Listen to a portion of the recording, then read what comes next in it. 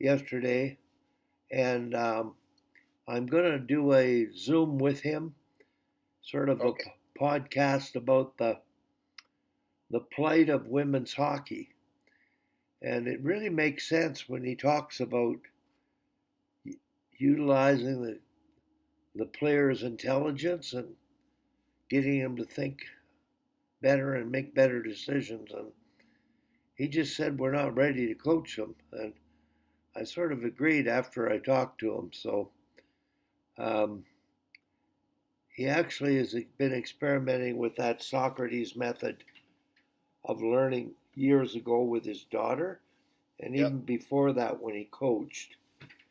And he said at the NHL level, the superstars who actually intimidate coaches provide the leadership that coaches have to sort of handle, get them to operate within. But they just think so much quicker being out there, and their ideas, if embraced, you have to win them over, he said. And the good coaches do. They have their respect of the best players.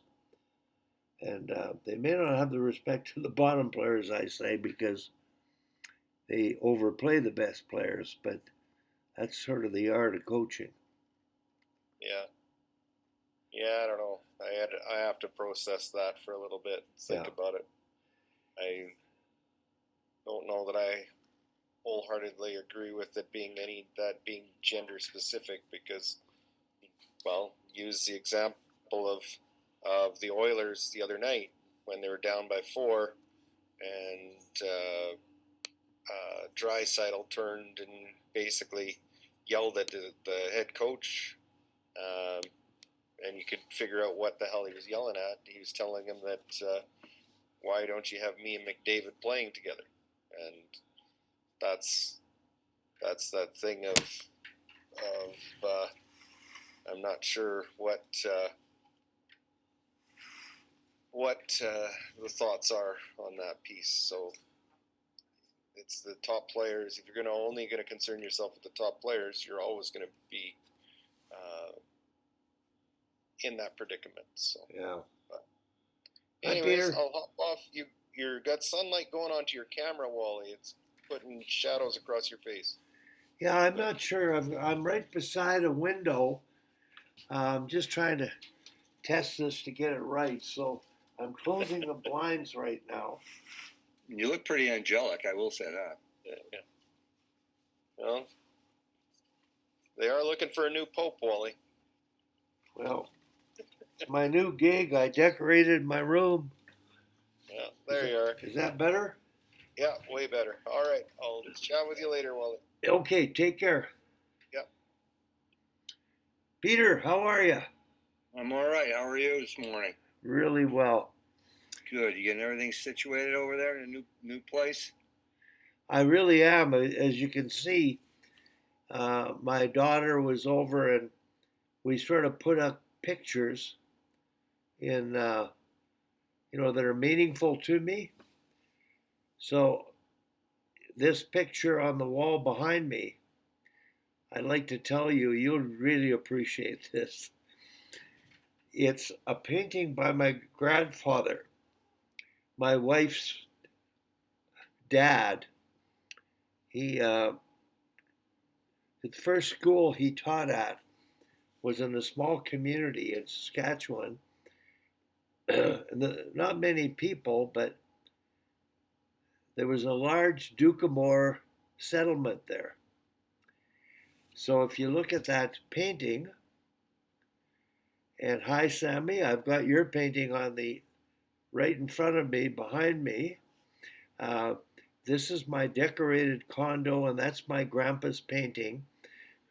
And recess time, he'd let the Dukamore students go out and play hockey in outdoor Saskatchewan, and he did that painting. So I wanted to share that with you. And my daughters have decorated my bedroom. It's sort of all family stuff.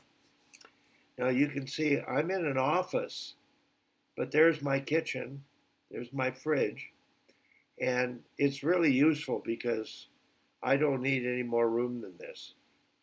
And I've You got can a really great, tell you know. too well. You can tell you're settled in because you've got the refrigerator magnet thing going on. Sammy, I'm sure glad you're on. Welcome back from the world. So good to see you. Good It's to been see, a while. good to see you. I I had a question. I'm sure glad you're on. Jordan, I spent 2 hours with him at his school yesterday teaching me how to use Zoom. So I am recording. And Perfect. Okay.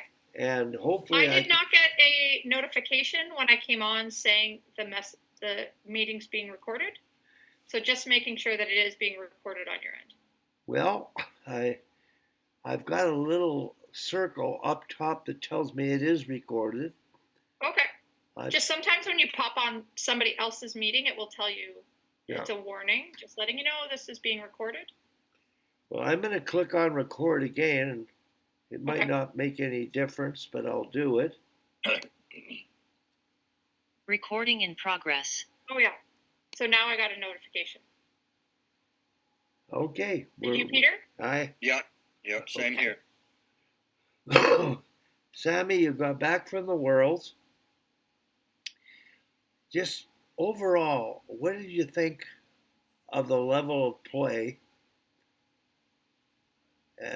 Not any different team, but just generally speaking, what was your impression at the Worlds?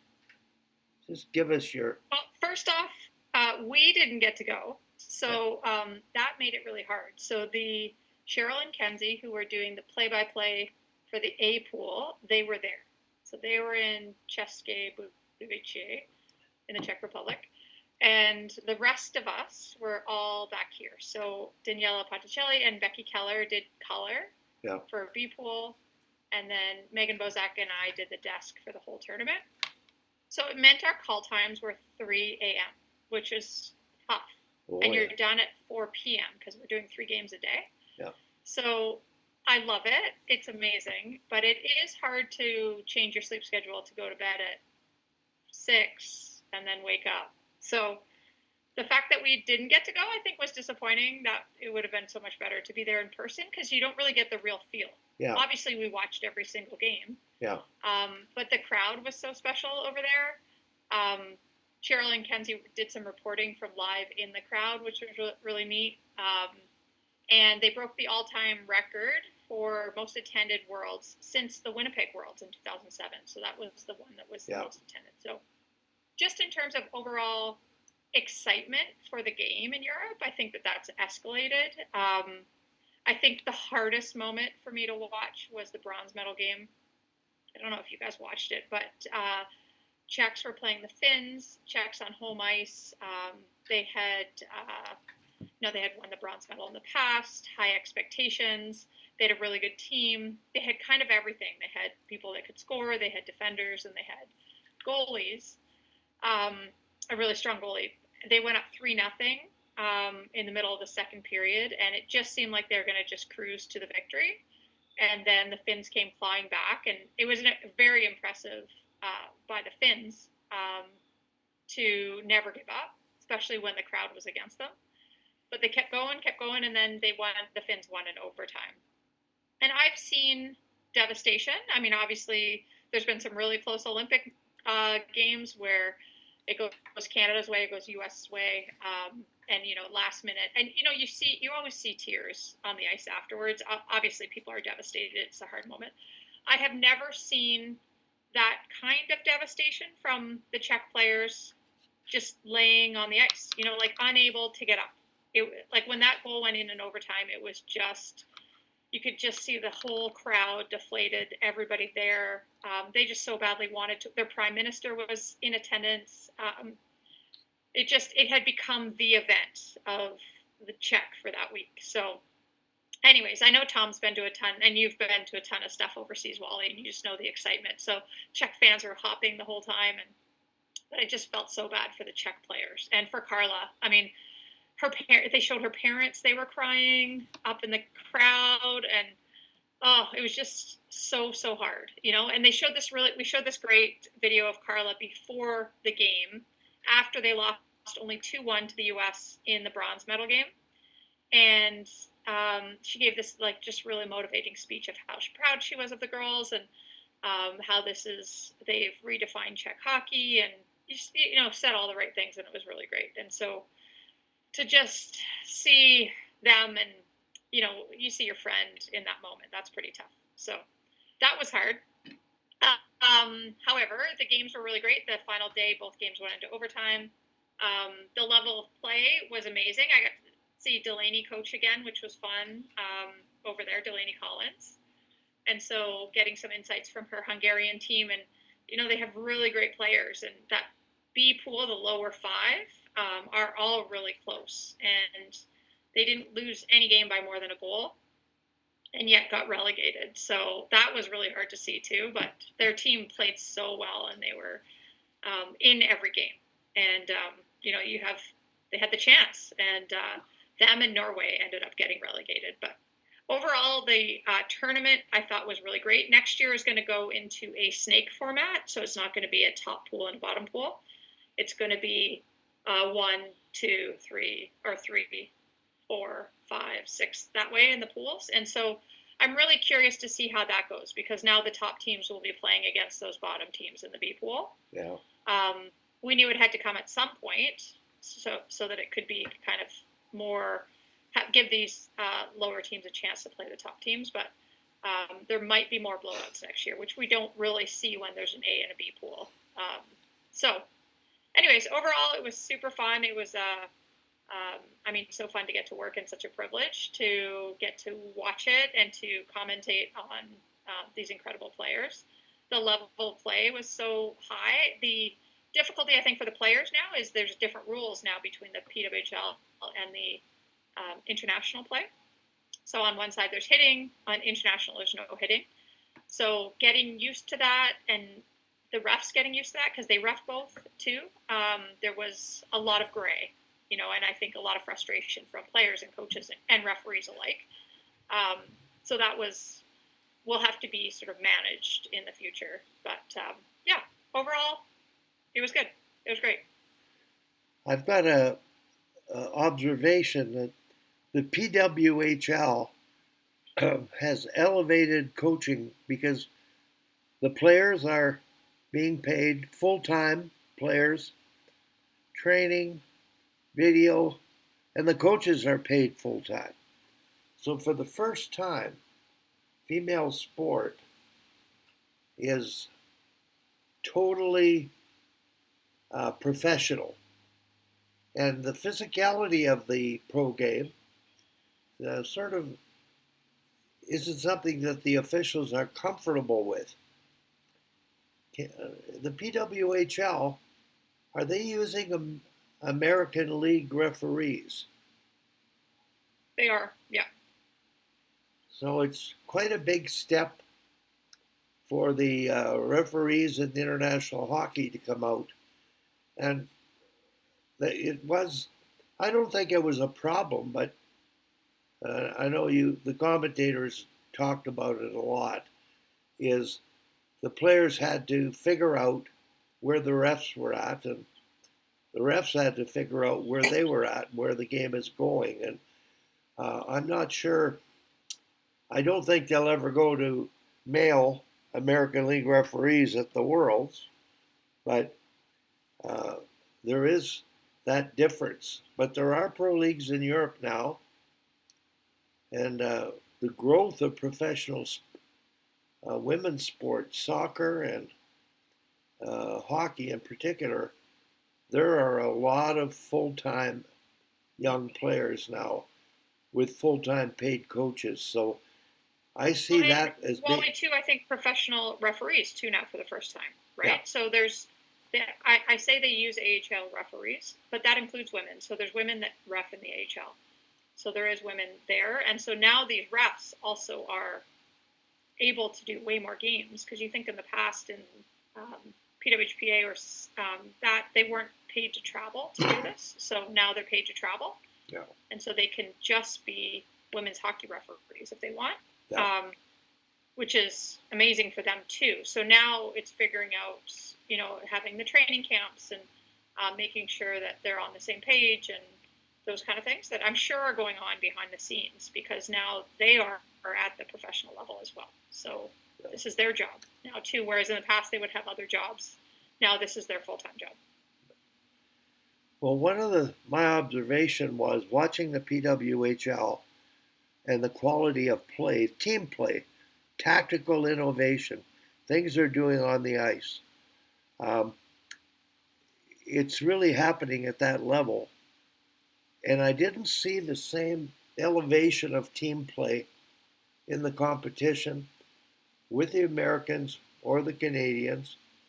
And I had a good talk with Daryl Belfry yesterday, who was disappointed about the level of play in female hockey.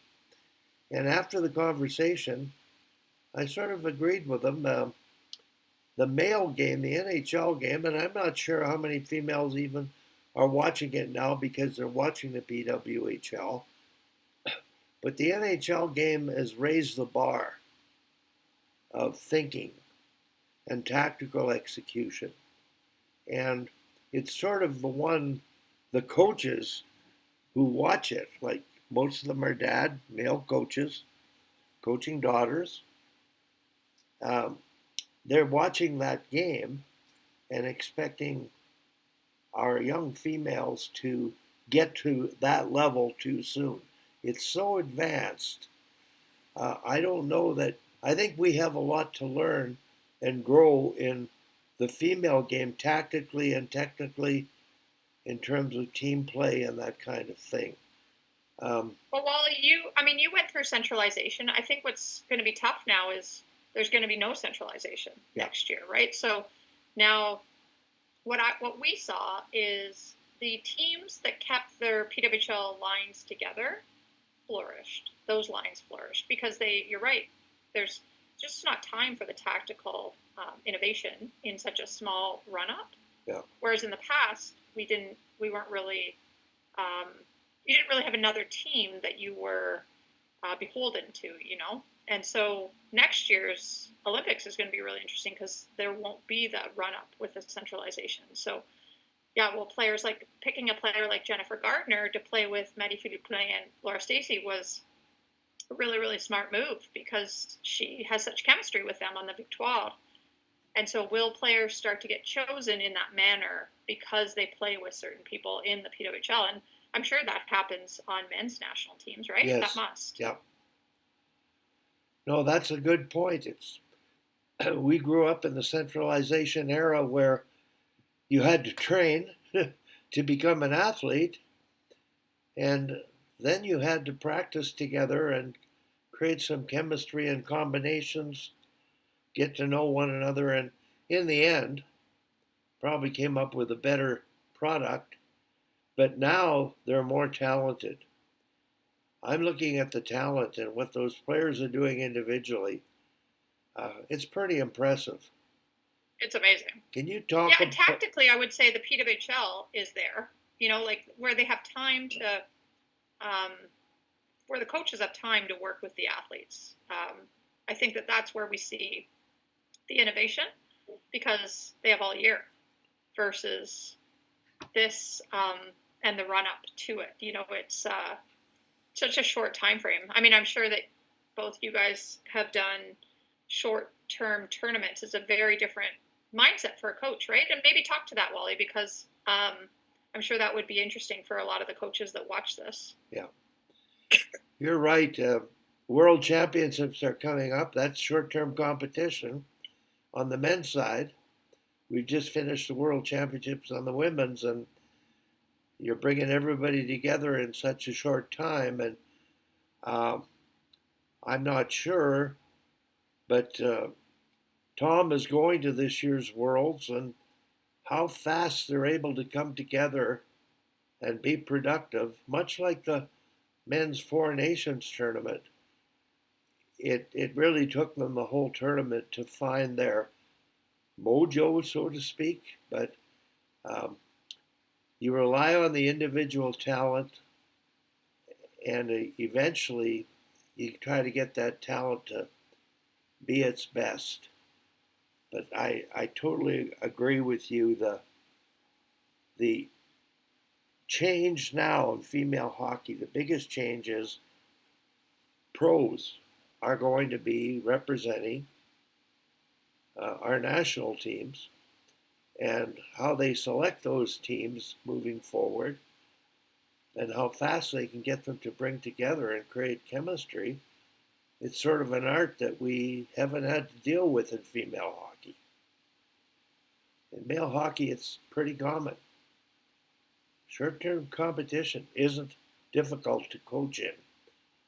Long-term competition over the course of a whole year or a few seasons, it can be a little bit more testy. So I don't know how many, whether Peter or Tom watched the female championships.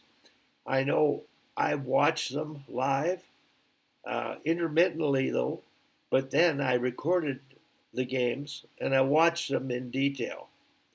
And I really paid attention to all the Czech games, and I paid close attention to the Canada-US game. And the Canada-US game, and particularly, that's where Darryl Belfry and I talked about the quality of team play in terms of their 3-on-3 overtime. Sammy, there was no possession. They had no tactical understanding of. They did change, but then direct attack, they just shot from anywhere where you could turn the puck over and get give up an outnumbered rush, which really didn't happen that often. But honest to goodness, I've watched Tom's team play overtime, girls hockey Calgary teams play overtime, and they're managing 3-on-3, playing a possession game quite well. And same with the PWHL teams. They play 3-on-3 overtime all the time, Yeah. And you're right. That's a possession game. So I'm not sure why that didn't translate, because all those players know that, and maybe it's just a chemistry. Maybe it's just, or maybe it's exhaustion. It could be that too. Some of the mistakes that were being made were not normal for a lot of those players. So. Well, the one thing that I'm very sure of is the nature of the gold medal game. The pressure just absolutely took away from the brain of the game. Focus was narrow.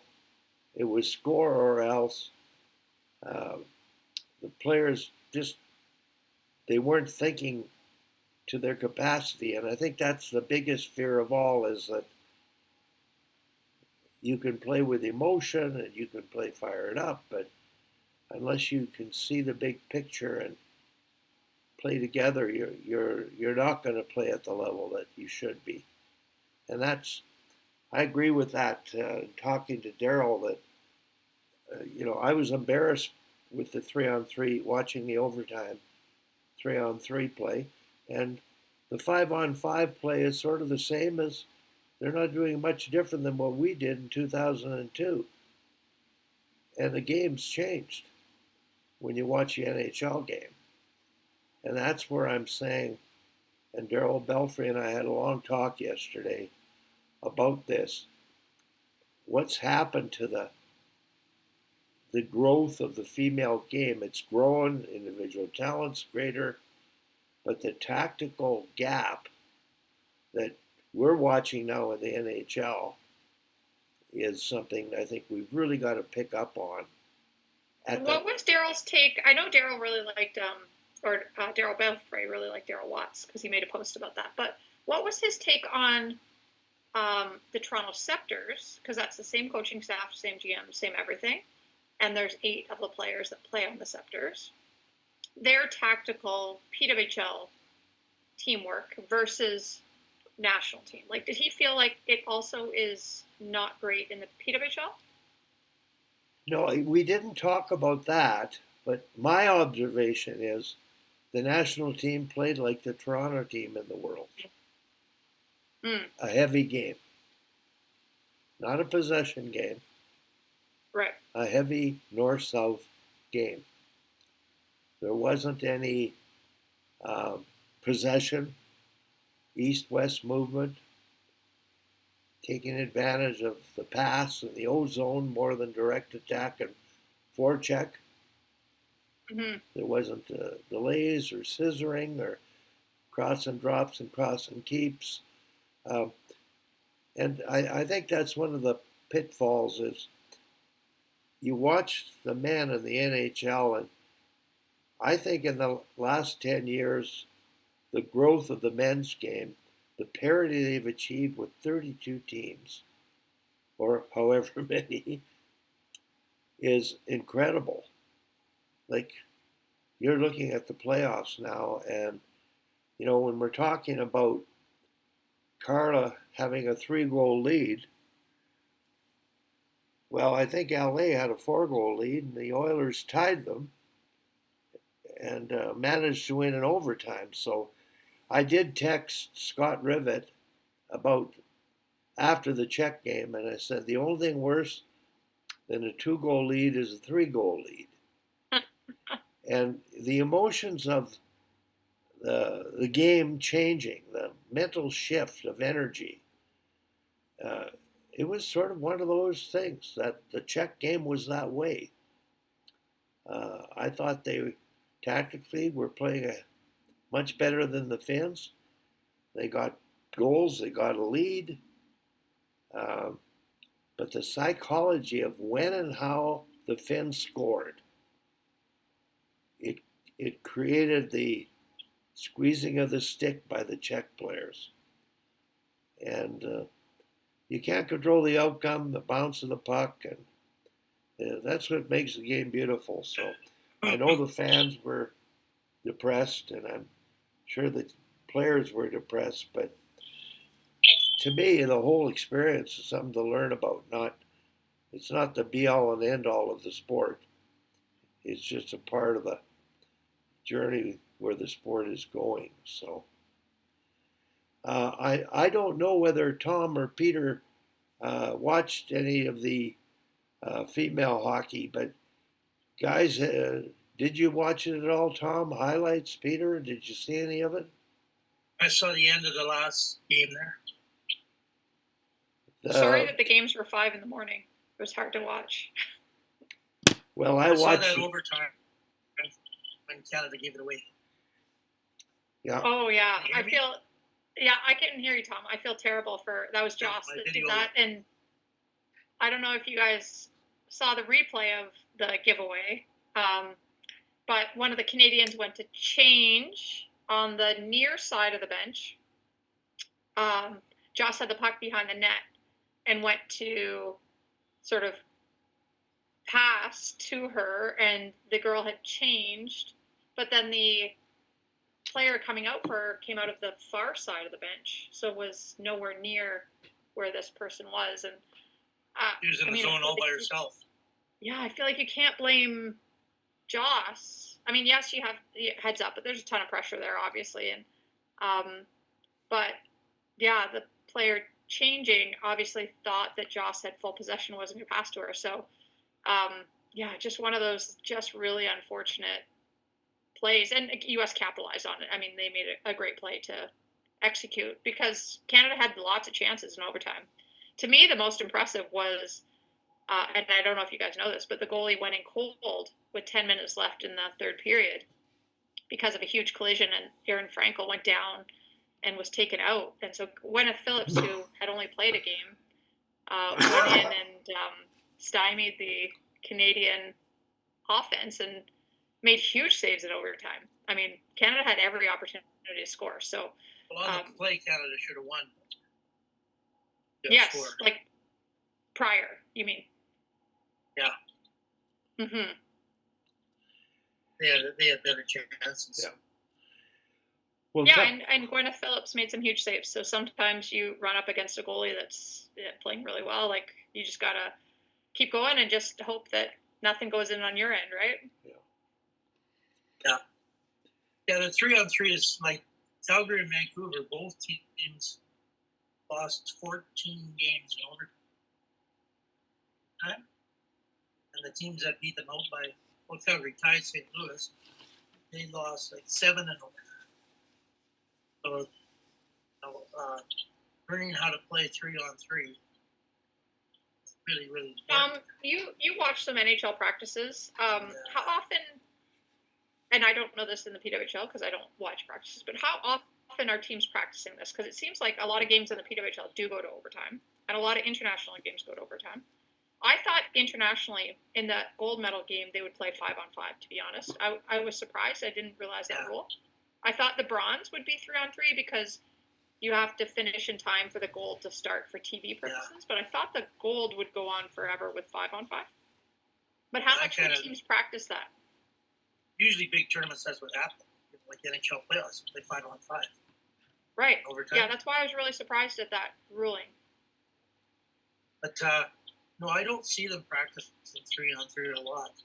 They'll play cross-ice 3-on-3, but I don't see them scrimmaging 3-on-3 a lot. I know I do it all the time. Full We have ice a rule 3-on-3? that you're not allowed to dump the puck in, just so that you're hanging onto the puck and changing on passing and changing. I think that's really important. So hang on to the puck. Sammy, I've advocated at the U13 level. I don't see the NHL doing a lot of 3-on-3. Maybe they do video of it. The best game is to play 3-on-3. And this is Darryl Belfry's thought. Possession changes only. You can't dump it in and change. And that's the rule we have. You're not allowed to dump it in. Yeah.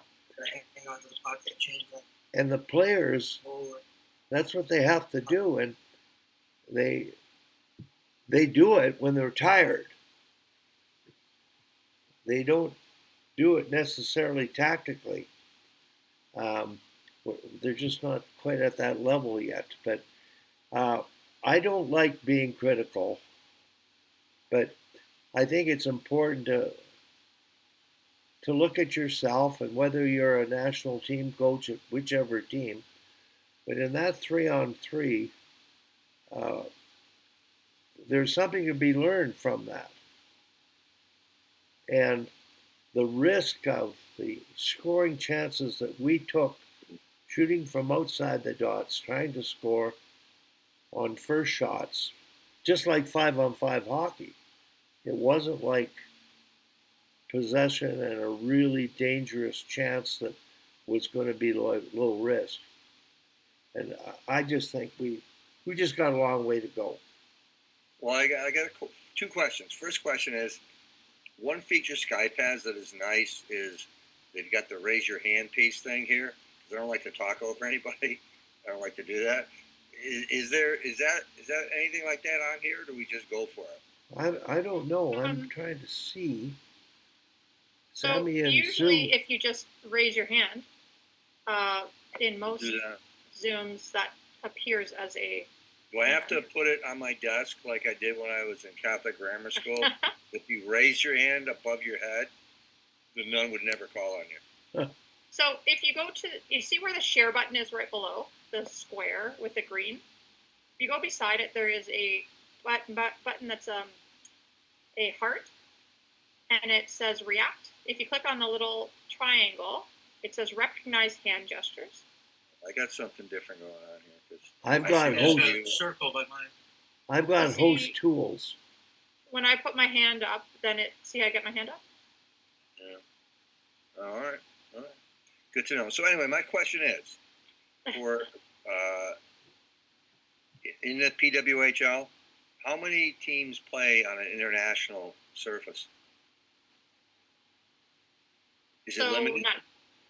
None. Okay.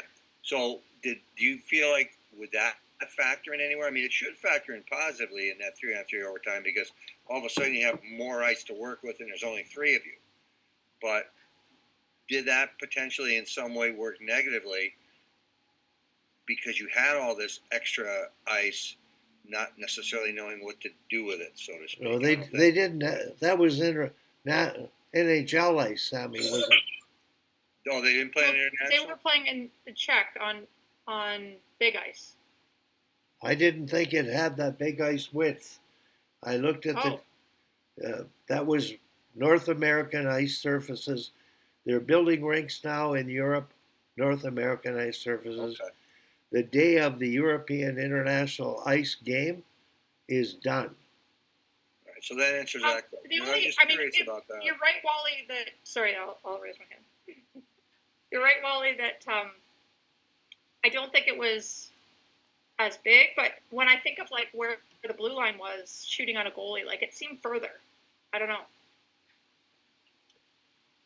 Well, the game, that's something to, if you can look at some video of it, I just look at the face off dots and the distance of the boards. And definitely, they didn't have that width for the drive skates to cut to the net. I didn't see rink wide passes take advantage of the width. And I never saw low zone possession. They did have much more space behind the goal line. I noted that. And I think from a coaching point of view, that's the first thing you have to look at. Dimensions. And we played our U13 provincial tournament at Father Bauer, and only one of the teams really accomplished using the width of the rink and taking advantage of it. So they took advantage of the big ice surface. I didn't see, I looked at the spacing, I'm pretty sure it was NHL space, but I did note a lot of room behind the nets. We can see that. Peter, what did you find?